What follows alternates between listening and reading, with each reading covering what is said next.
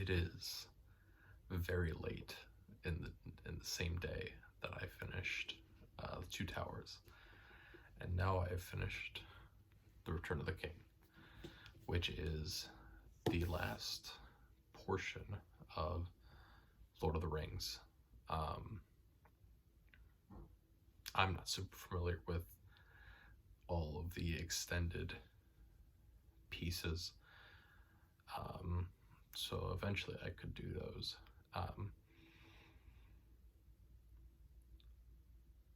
Certainly, I think the fact that I've read effectively 500 pages in the past 2 days has made it so I did not take in everything. However, knowing my history with trying to read these books, it was important that I finish them as soon as I could. Because I know for a fact that if I had stopped and then tried to pick up even a week later, I would not be able to read. So that's that. Couple things about The Return of the King. Well, I guess, yeah, we'll start with my thoughts on Return of the King.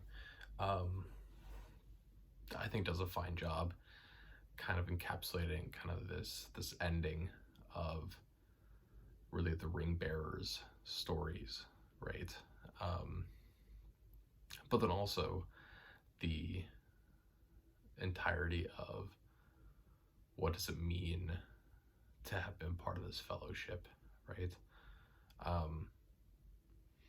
I know that although there, or at least my envisioning of this is that although there are men that exist in Middle Earth, I really do think that the role of mankind is played by the hobbits, right?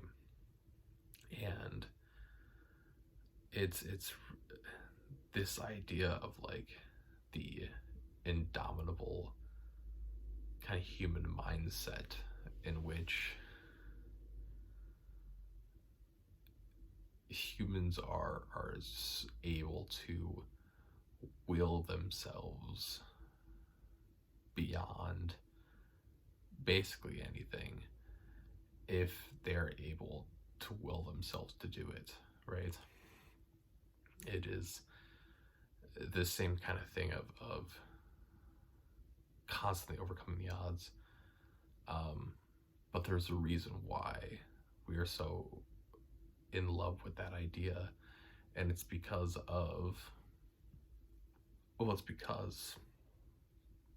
that idea seems so critical to humankind. This idea of this indomitability of the human spirit. And along with that, we have to look to another tale, this time from ancient Greece, of the question is, can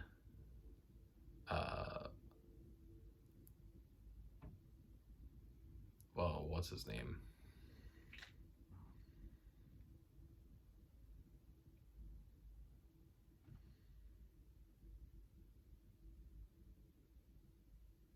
Sisyphus, that's his name.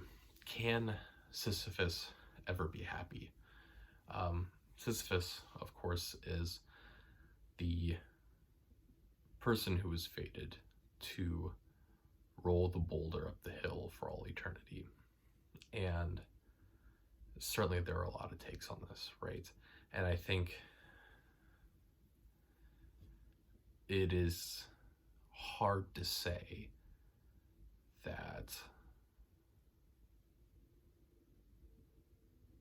you can ever imagine Sisyphus happy, but you can, right? And this is one of those stories which I think helps show a light in which you can see Sisyphus as happy.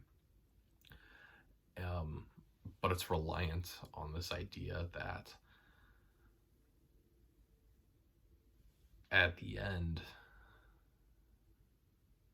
if Sisyphus succeeds, or there's a chance for Sisyphus to succeed, right? And the same thing happens here is Frodo and Sam, this idea of they are doing something that is completely insurmountable. There is no hope for them, and yet they do it, and they have to do it because there is no other option for them. So can you ever envision them as happy, or must the entirety of their existence be miserable while they are carrying the ring, right? So I think that's something to kind of ponder on and think about.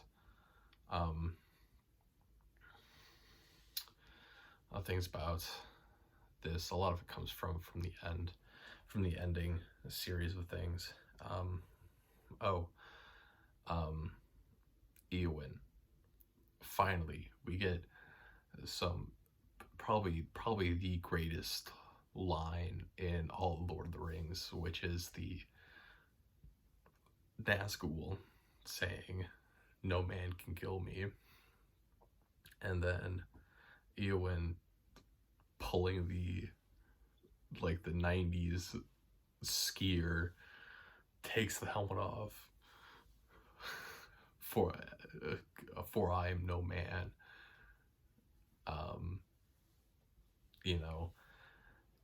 We finally get some sort of women characters with actual goals and actual desires, and we're doing so well. And then we get the books to the end, and suddenly her mind is changed in the matter of moments, right? To then wed Faramir. And Faramir is a good guy, but this, we're so close to having this woman character that is above her relationships, and in the end, in the end, right, she has the best line in the entirety of the series, and in the end, she is reduced back down to her relationships and what her relationships are, whether they're achievable or not. So that was kind of disappointing. That was extremely disappointing, I should say. We get some queer love. Shout out to Sam and Frodo.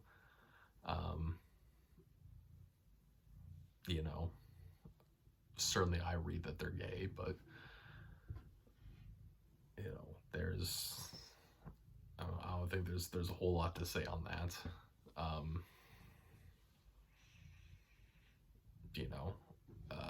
Let's see what else. And then we get kind of this whole ending sequence, right? Which I think really kind of shows this idea that when you fight a war, oftentimes the war does not end where you think it does. The war ends back home, right? And certainly I think this is perhaps best explained in American history that I know of by the return of African American troops after World War II. And I am aware of the connections between The Lord of the Rings and the World Wars. That's a whole other story there. But but specifically, right, looking at kind of this ending sequence of book 6, in which our hobbits return home, and they are the most renowned and most famous people besides Aragorn at this point in the entirety of the realm. And yet they return home and there is nothing for them, right? So they have to come home and they have to rebuild their own home, right? Because the war did not end.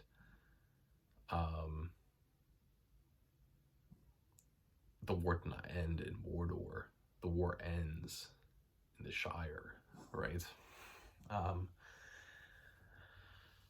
The same way that there were many African American soldiers after World War II that had preferred to live outside of the United States and live in war-torn Europe because they were treated better there than they were when they returned home to America, right? Because there is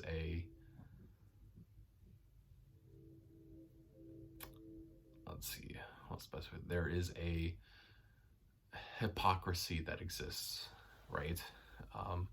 And exists both in America, but then also exists in this story of this domineerance of specific races somehow, some way, over others, just because they are who they are, which should not exist, right? So yeah. The other important thing to really kind of think about this is, once again, we turn to this what is fated and what is decided entirety throughout, right? But this time it's more what is fate and what is coincidence. Because throughout books 3 and books 5 are about the other members of the Fellowship and of the company that are not Sam and Frodo, and then books 4 and then the majority of book 6 are about Sam and Frodo specifically, right? And they're told in kind of this, they're told in serial, right, where book 3 and book 4 are happening at the same time, and then book 5 and the first half of book 6 are happening at the same time. Instead of going, because your other way of writing this would be what is happening with Sam and Frodo. Okay, now what is happening with the rest of the Fellowship? Now what is back to happening with Sam and Frodo, right? And doing that basically for every chapter. And I don't think it would tell the story as well, right? But at the same time, in the way that this is written, it feels much more in this sense that the way that things happen is due to fate deciding things, right? And that things are fated to go a certain way, right? Like it is fated that it just so happens that when the gate of Gondor falls, the riders of Rorin arrive at effectively the exact same time, right? It is fated that just as the Black Gate is opened, the ring is thrown into Mount Doom, right? Like, these are all things that are fated. It feels like they're fated to happen, um, to align everything correctly into the way that what the world needs to be in order for the fellowship to work, right? Um, and I think if you did this, if you restructured the Lord of the Rings to go where every chapter is happening in chronological order, I think you would this would feel much more like coincidence, right? It is coincidence that these things are happening at the same time. There is no guiding intervention that is happening here. There is no, right, the world does not bend to, or the world is not shaping things. Instead, in a very chronological way. I think if you'd read Lord of the Rings that way, it would feel much more like, oh, whoops, that's happening now, I guess, instead of being this dramatic style of fate happening and things just turning the right way, right? So that's really that. Other thoughts? I guess I'll just talk about my thoughts on the entire series as a whole at this point. So certainly I'm leaving this with a lot of the same ideas that I came in with, right? I knew that I was not part of the target demographic for these books, right? I'm not the right age range for being introduced to these books. I am not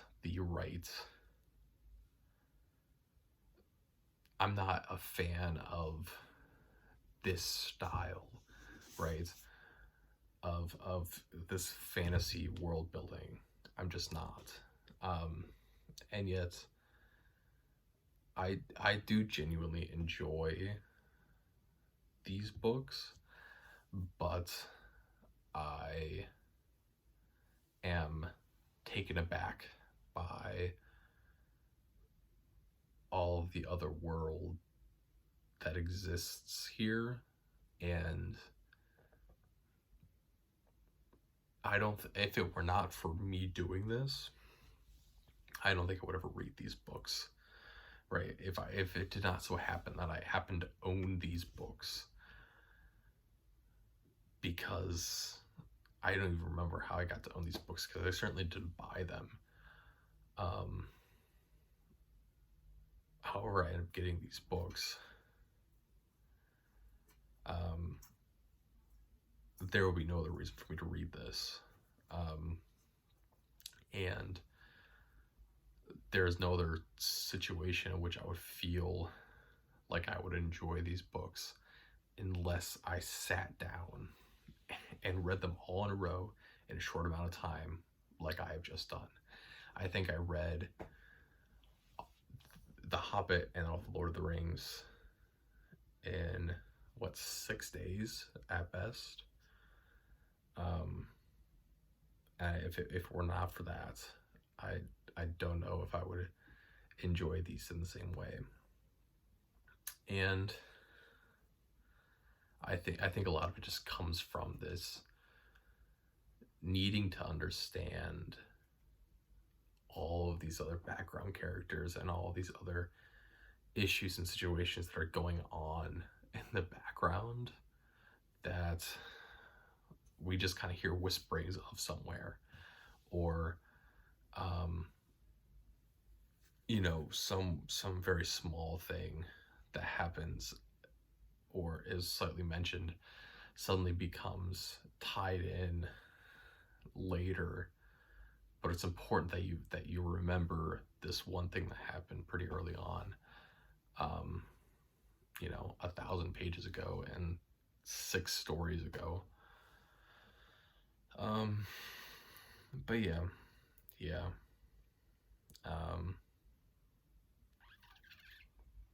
so overall, right, giving the entire series, um, probably a 6. I understand why people love it, um, but it's just not necessarily my thing. Um, I do plan on at some point watching all the extended versions of all these because that's been something that I have thought about doing for a long time. So eventually I'll do that, but um, if I had to put them into an individual ranking, um, probably The Fellowship, The Hobbit, Return of the King, Two Towers. Um, I just think that in enjoyability, I think it was in that order. Um, but yeah, that is The Return of the King, and that is the, I would say, major pieces of Lord of the Rings and The Hobbit in 6 days.